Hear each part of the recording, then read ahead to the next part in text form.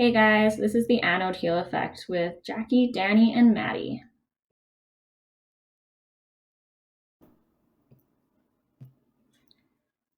The article we chose was Gonadal Dose in AP Pelvis Radiography, Impact of Anode Heel Orientation, written by England, Hogg, and Maitre. The article gives insight into the advantages of using the anode heel effect on male versus female patients. We thought this was a good article because it reminded us about a technique that we should be considering while taking our x-rays, and it also compares the difference in dose of male and female reproductive organs while taking an AP pelvis x-ray, which is something we hadn't considered. So thinking back to clinical, do you remember if you used the anode heel effect? Often there are many things to think about, and you may not have considered this. Hopefully this presentation will refresh your memory and allow this technique to become something that you use regularly. Not only will it save on patient dose, but also improve image quality when used correctly.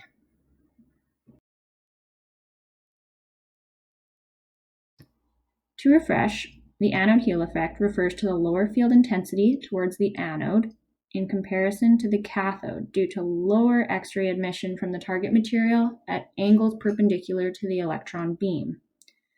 Now, let's recall the anode is at the positive end of the tube housing and the cathode is at the negative end.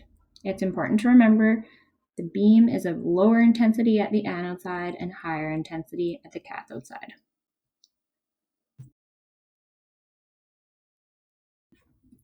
So, as we know, there is a 45% intensity difference from the anode side to the cathode side, and this is due to the absorption in the target material.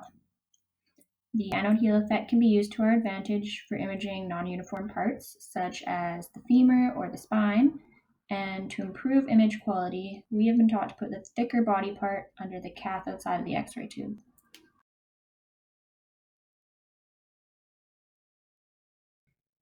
So, when taking X-rays, our primary goal of radiation protection is to optimize dose and image quality. As we know, there are a range of approaches that exist to achieve this, including changing our technique factors, such as our KVP and our MAS, changing our SID, using more effective imaging detectors, using appropriate collimation, and then filters. So we've talked about the impact of the anode heel orientation on the X-ray beam intensity previously in Principles 1. And in this study, the anode heel effect was tested to see if the orientation made a difference in dose to reproductive organs of male and female. So first they studied the dose to the male tests for an AP pelvis x-ray, first with the feet to the cathode side, and then with the feet to the anode side. They also did this study on females to see the difference in dose to the ovaries in each orientation. Strangely enough, there was only a difference for males. Can you think of why this might be?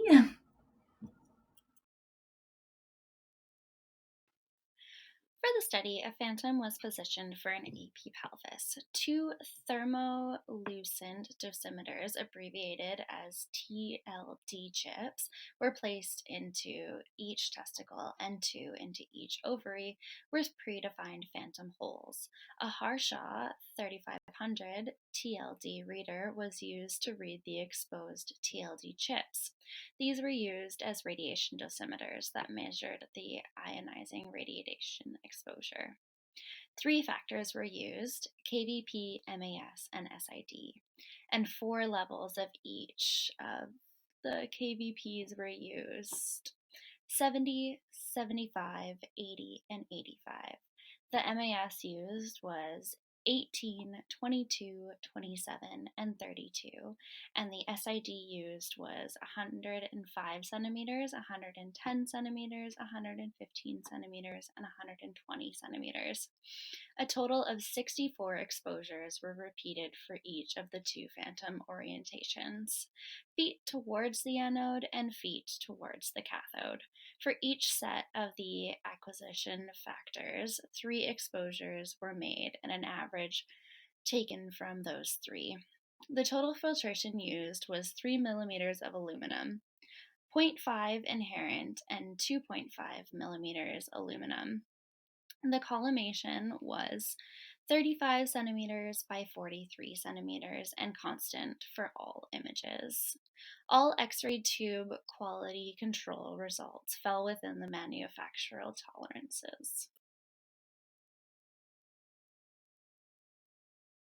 The phantoms used in this study were atom phantoms, specifically the 701B model by a company, Cirrus, that specialize in tissue stimulation and phantom technology.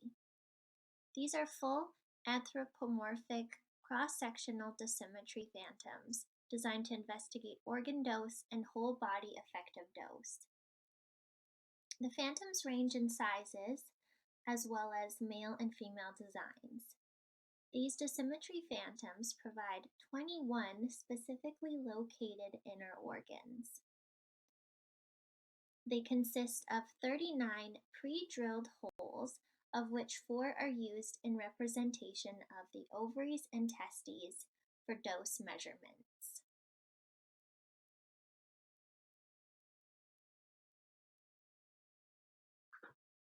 The writers of this article chose to look at AP pelvis imaging, as it is the third highest contributor to radiation dose from X-ray imaging.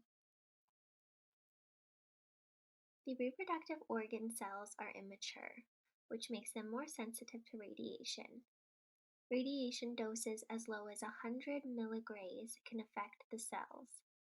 To put this into perspective, a dose of 2 grays can cause temporary infertility in both males and females. This image depicts a scale of organ and tissue radiosensitivity, from highly sensitive to low sensitivity. As you can see, the thyroid, ovaries, and testes are highly sensitive due to active cell division, whereas muscles, bones, and nerves are less sensitive. The experimental results concluded that for testes, the dose is significantly lower with the feet towards the anode. For ovaries, on the other hand, there is no significant difference between orientations. This is due to the location of the organs. When near to the edge of the uncollimated radiation field, the organ is likely to benefit more from the anode heel effect. Given the testes are located further away from the central ray and at the edge of the radiation field, the impact of the anode heel effect will be higher. The ovaries are located closer to the central ray, so the heel effect will be lower.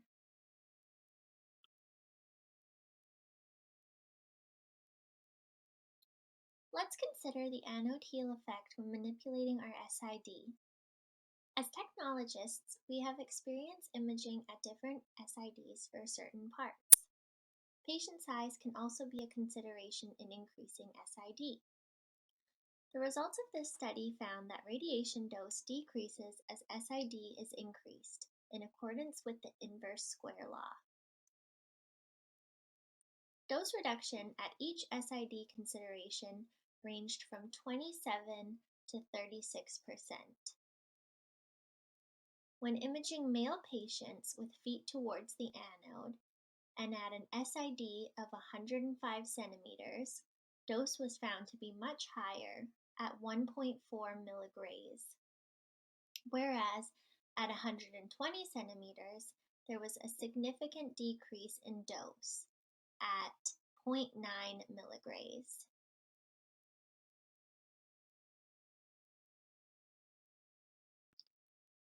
You may be wondering how our technical factors influence dose to the testes and ovaries.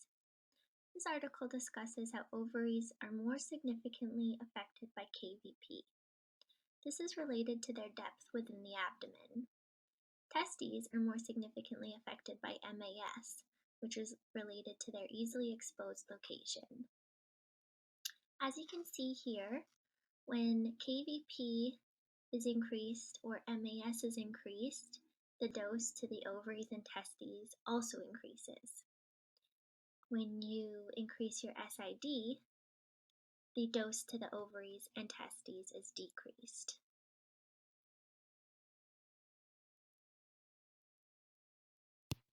We were curious to see if the anode heel effect actually had an effect in our lab, so we did our own experiment. Let's have a look.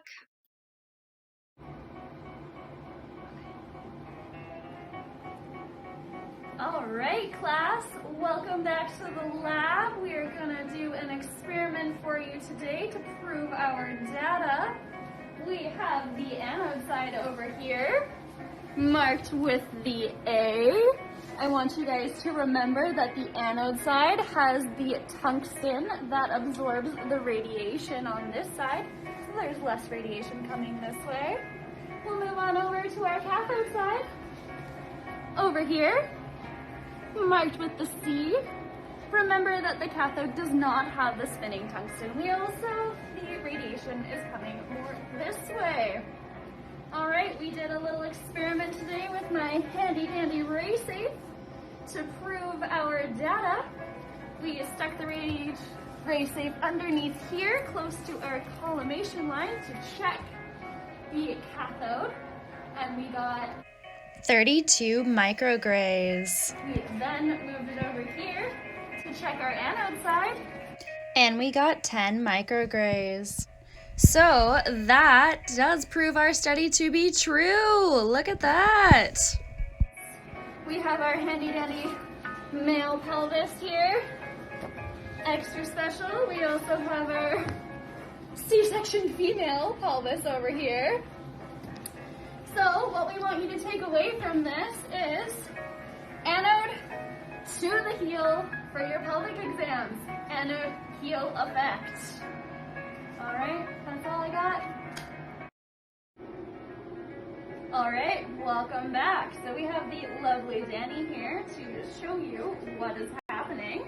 So on our female patients, the ovaries sit right in the middle of the central ray. So Danny, we have you with your head to the cathode end, like we would want for our anode heel effect.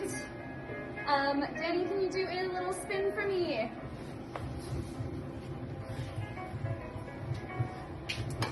I'll line you back up here. As you can see, Danny's ovaries are still directly in line with the central ray, with cathode to the heel. Not really making a difference for our experiment. Oh well. All right, welcome back. We have our patient Jake here to prove where the central beam will hit for the male patient. So, with our anode to the heel, we have the male testes at the end of our collimation field here. And if you think about the anode, it has the tungsten here, so there is less radiation coming off here. All right, and Jake, can we get you to do a little spin to the other side for us? Oh, great, perfect. Let's get you all lined back up here, Jake. All right, and as you can see with our patient spun for the cathode to the heel, we have the testes still in our collimation field, but now we don't have that anode blocker, so we have lots of radiation coming off here. All right, that's all, class. As previously mentioned, we decided to see for ourselves if the data achieved in our own lab would reflect the results reported in this article. The experiments from the article found that relative to the central beam, there were 25% fewer photons at the anode end and 20% more at the cathode end. The difference was also more prominent at shorter distances. Using a technique with the same range, at 80 kVp, 20 MAS, an SID of 105 centimeters, and 35 by 43 centimeter field size, we proceeded to expose our ray safes. We took photos of the ray safes to provide you with a visual of our results. As you can see, 10 micrograys of radiation dose were measured on the anode side, and 32 micrograys on the cathode side. These results ultimately proving that the anode end receives less dose than the cathode end.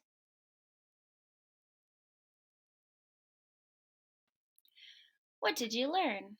We learned that by positioning our male patients so that their feet are towards the anode will significantly reduce the radiation dose to the testes.